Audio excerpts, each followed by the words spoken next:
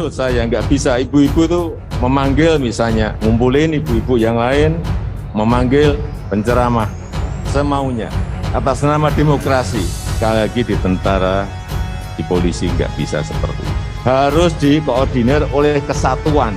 Kesatuan harus mengkoordinir hal-hal kecil-kecil. Tadi saya sampaikan makro dan mikronya. Ini mikronya harus kita urus juga. Tahu-tahu mengundang penceramah radikal. Nah, hati-hati. Nyosok di akhirat bangkit bersama para malaikat. Kenapa? Karena hafal Quran. Orang hafal Quran itu bangkit bersama malaikat, bukan radikal. Bongan. Dirinya dan UAS masuk daftar penceramah yang dianggap radikal. Felix Xiao mengucap syukur.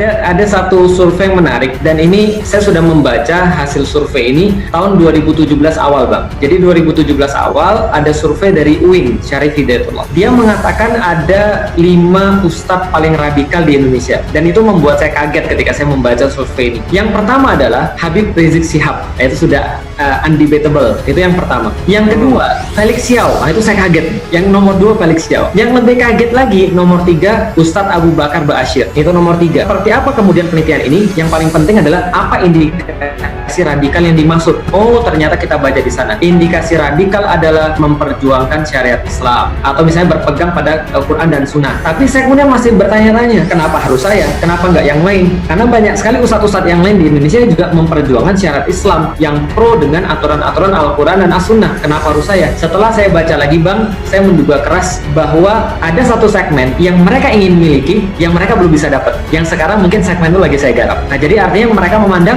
mungkin pada milenial yang mereka inginkan. Nah, sehingga mereka harus menahan dulu dalam melaju perkembangan di dalam milenial ini. Jangan sampai milenial, generasi muda, mereka mau untuk memahami Islam.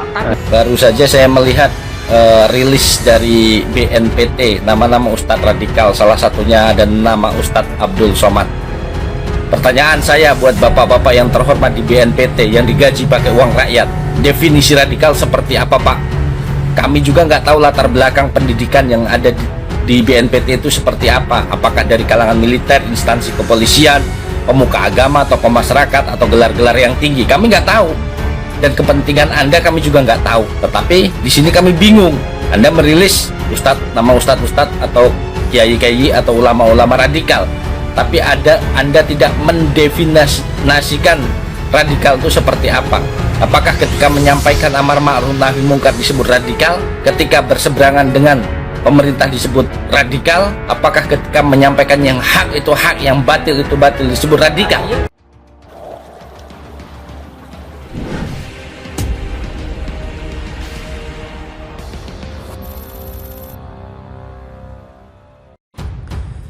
Suara.com.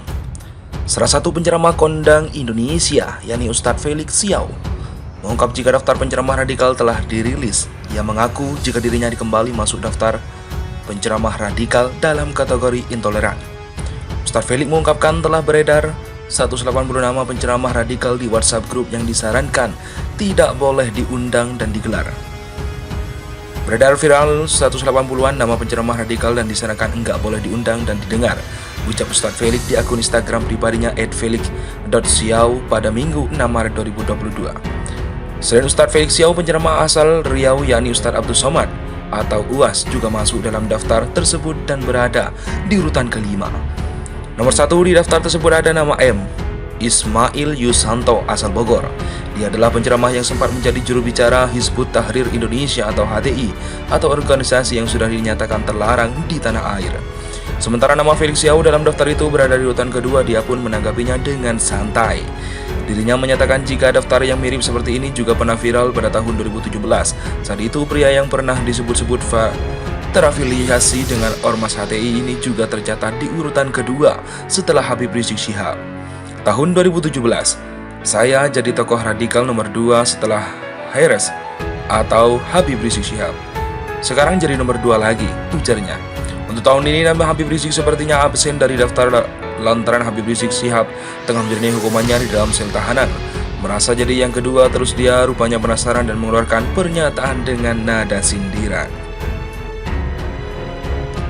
Dia pun juga seakan-akan merasa bangga dan bahkan mengungkapkan rasa bersyukur bisa kembali masuk dalam daftar tersebut. Ya, tapi alhamdulillah bisa bertahan di list sejak 2017. Kata dia. Assalamualaikum warahmatullahi wabarakatuh. Alhamdulillah teman-teman sekalian, akhir-akhir ini kita banyak mendengar kata berpikir positif.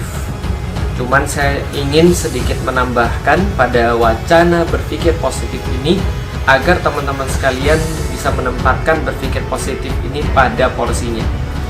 Karena khawatir kalau seandainya berpikir positif ini tidak ada porsinya, maka kita terjebak kepada salah berpikir. Saya kira pernyataan Pak Presiden ini kurang. Jangan mengundang ustadz yang mengajarkan radikalisme. Yang jadi persoalan adalah mana yang disebut tema-tema konten-konten radikal. Ya, ini dulu yang perlu kita sepakati bersama. Jokowi dalam rapat pimpinan itu tegas ya. Prajurit TNI harus tegak lurus dengan aturan. Tidak boleh namanya itu dalam grup WhatsApp itu menyimpang ya.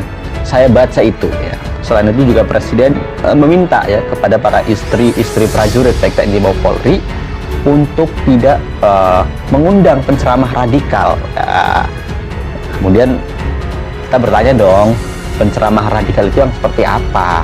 Seperti apa ya? Kalau seandainya fans saya, kalau saya secara pribadi, fans saya penista agama, fans saya orang yang nggak suka sama Islam, fans saya orang yang benci dengan aturan-aturan Islam, orang-orang nggak ridho ketika Al-Quran dibumikan, para pembubar kajian misalnya, itu fans saya. Dan yang semisal dengan yang abu-abu di TV itu, pertanyaan kemudian saya berpikir, apakah benar saya ini memperjuangkan Islam? Tapi kok kalau saya memperjuangkan Islam, mereka tuh suka sama saya? Apakah karena ibadah saya rajin? Apakah karena saya rajin sholat, saya rajin puasa? Kalaupun saya rajin sholat, saya rajin puasa, lantas orang-orang nggak suka sama Islam dan nggak suka sama kemudian syariat Islam, bisa kemudian ngefans sama saya, maka itu celaka buat saya.